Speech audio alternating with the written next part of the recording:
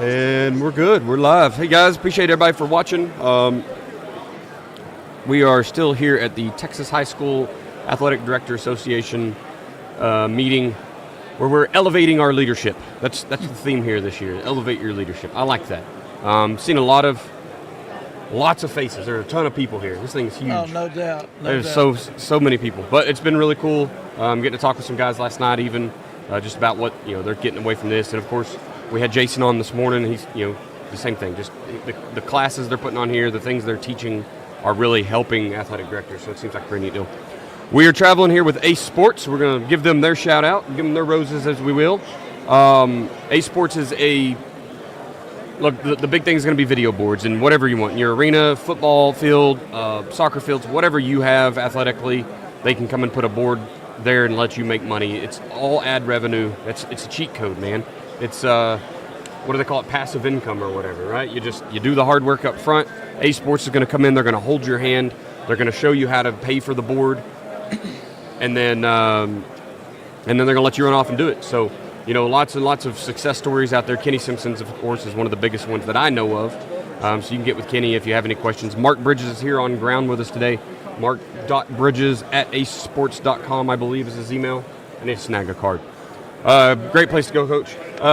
Coach Wells has been working with Ace here recently as well, right? Yeah, I've been with them just in a kind of consulting way for 2 years. They actually did our scoreboard at Texarkana, Liberty Ilo, when I was athletic director there and head football coach, and did a great job.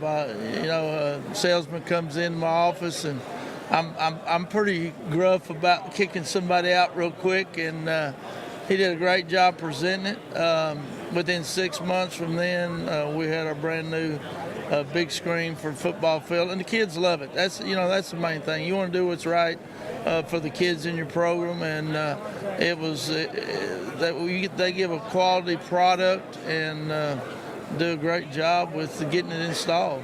Yeah, the Celebrate Your Kids, I think, is the ultimate recruiting tool, right? No doubt. If you've got their picture and their stats and this season, here's what he's done, or highlights.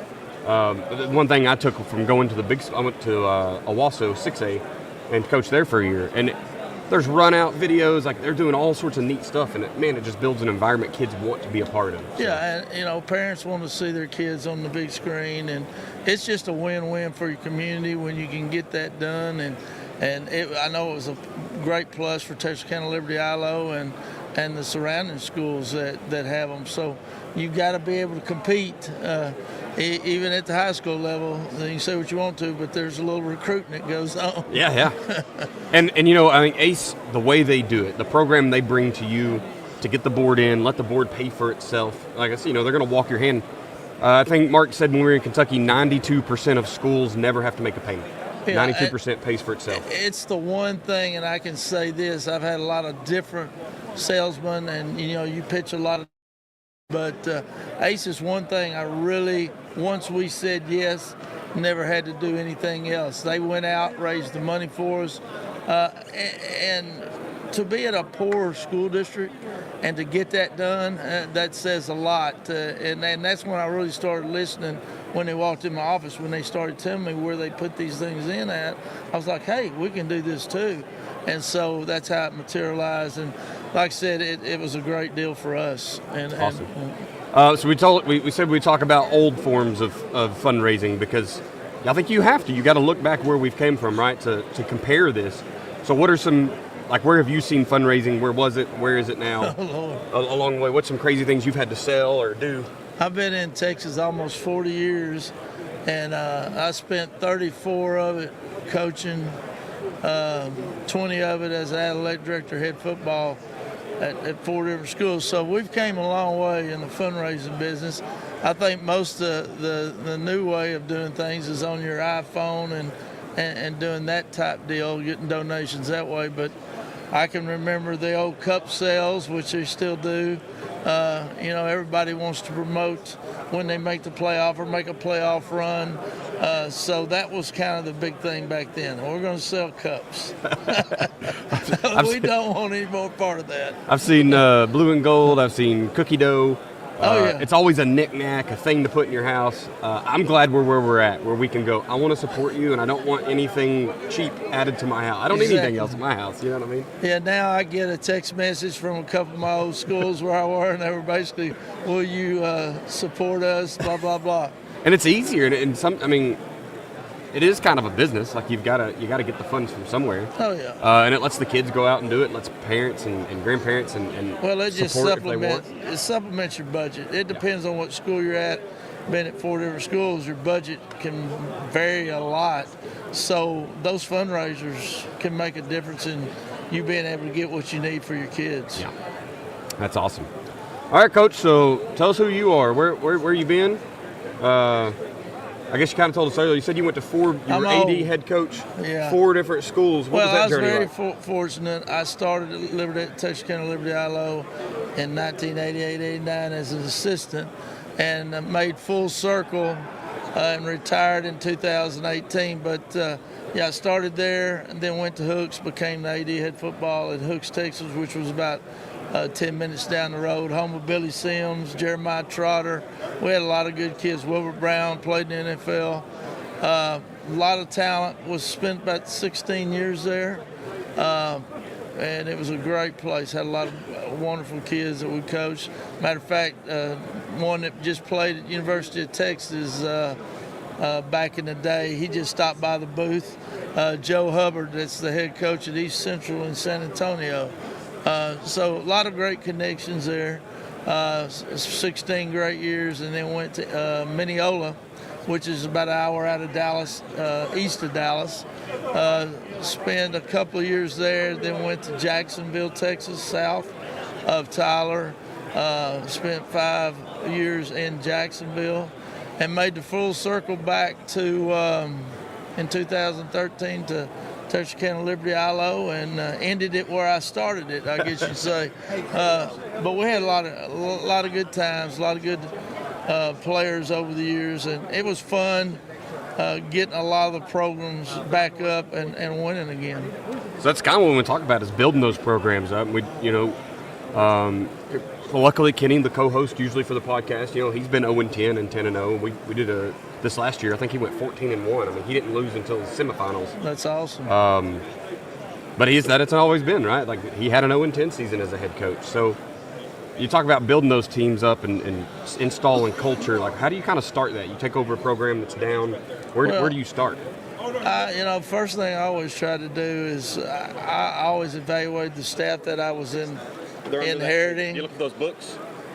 Yeah, they're under that table. I would always evaluate the staff that I was inheriting in the springtime, and I was big on making changes if I felt like that you weren't doing a very good job or you weren't kid friendly.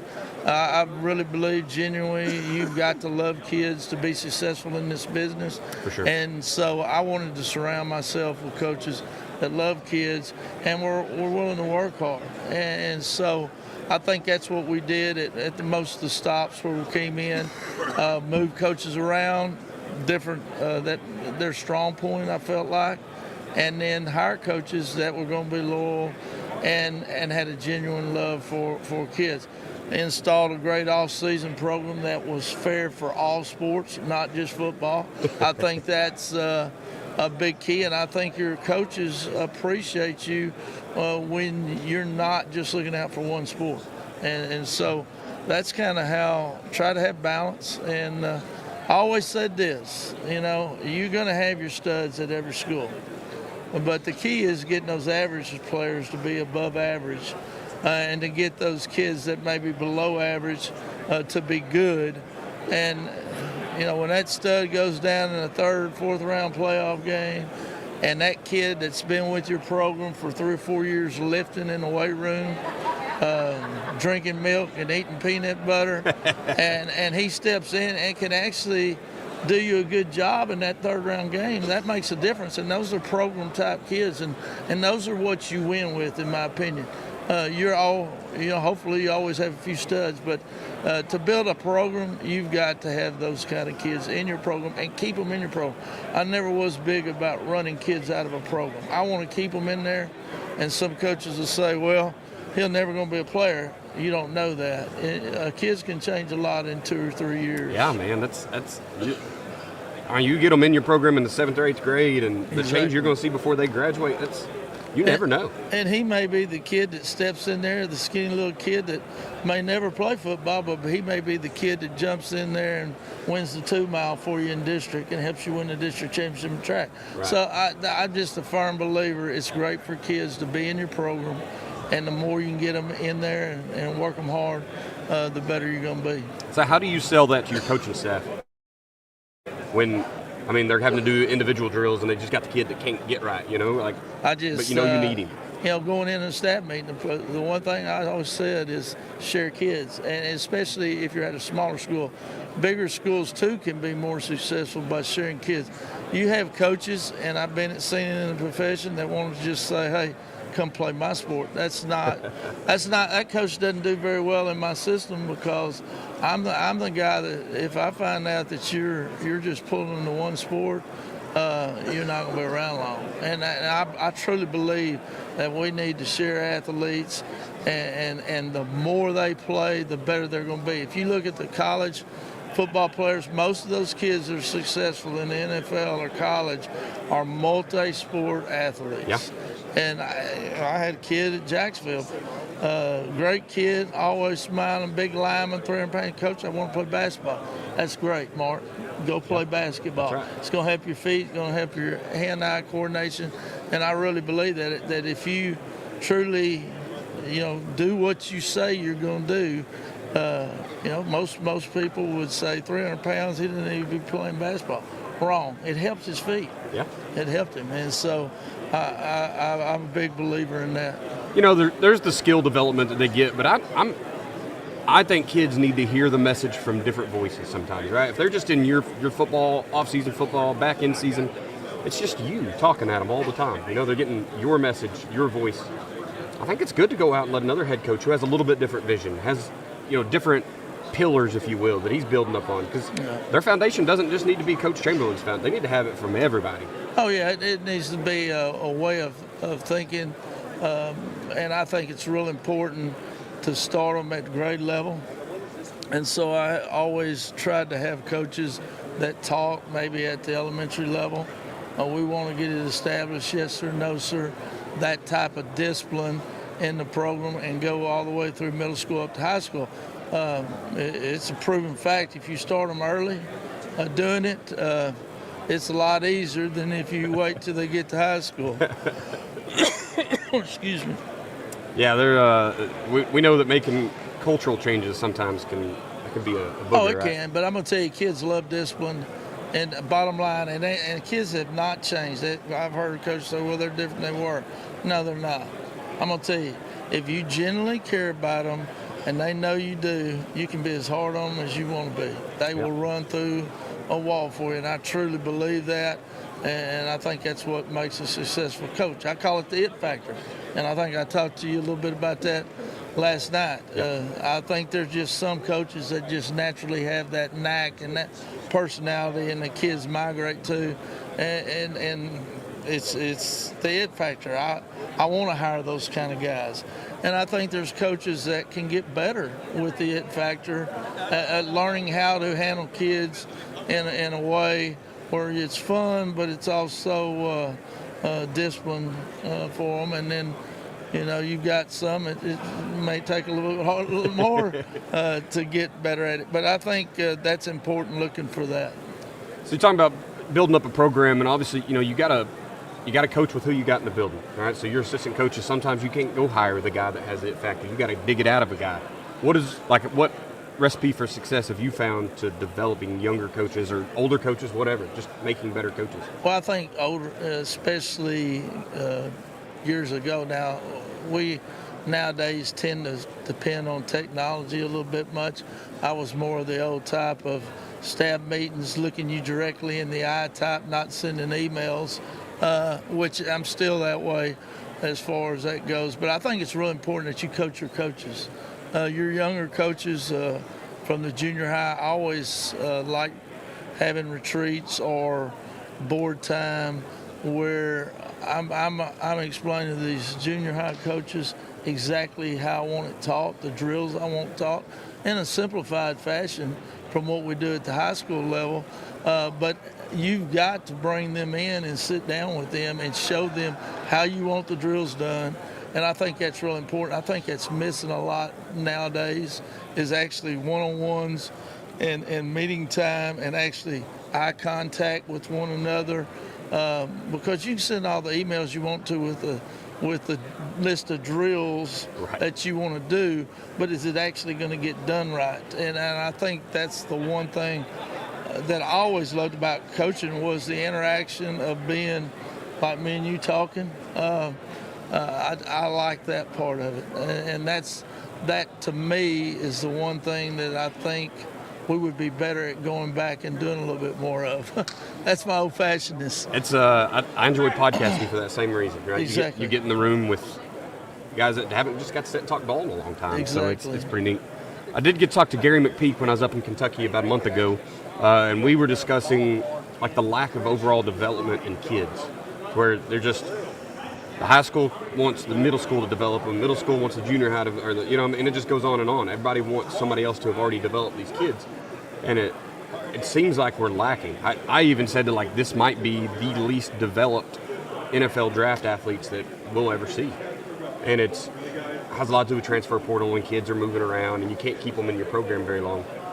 I think there's a lot to, like, guys have to win, right? There's a lot of programs out there. You're in I got to win mode. I can't just take my time with this kid and bring him along.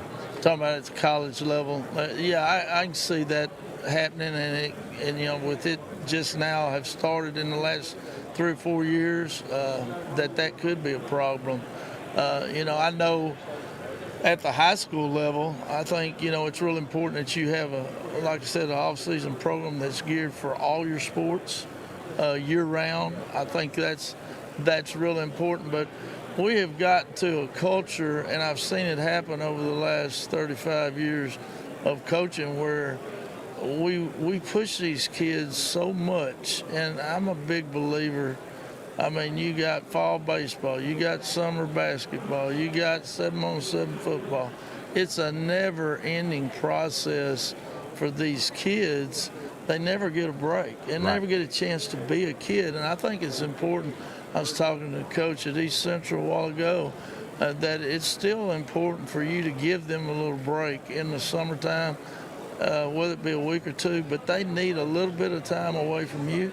You need a little time away from them to kind of recreate that freshness that you used to have back in the older day when we used to take the full summer most of the time. And I think that's important, but everything is pushed to win, so nobody wants to take a break anymore. So it's a different philosophy, but I still think it's good to get away for a little bit. Yeah, the burnout, man. The burnout comes with coaching, and when we do it year in, year out, it never really stops for us. But those kids, like, they burn out too. You talk about, we want multi-sport athletes, but man, if you get the last out in baseball and then you're reporting to spring football and now you're right back into lifting weight, I mean, it can drag on them as well. Yeah, it's a grind for the kids, and so they don't actually get to be a kid in the summertime anymore, the way it's set up. So I just think it's a little bit of pressure needs to be taken off of that and let them be a kid a little bit.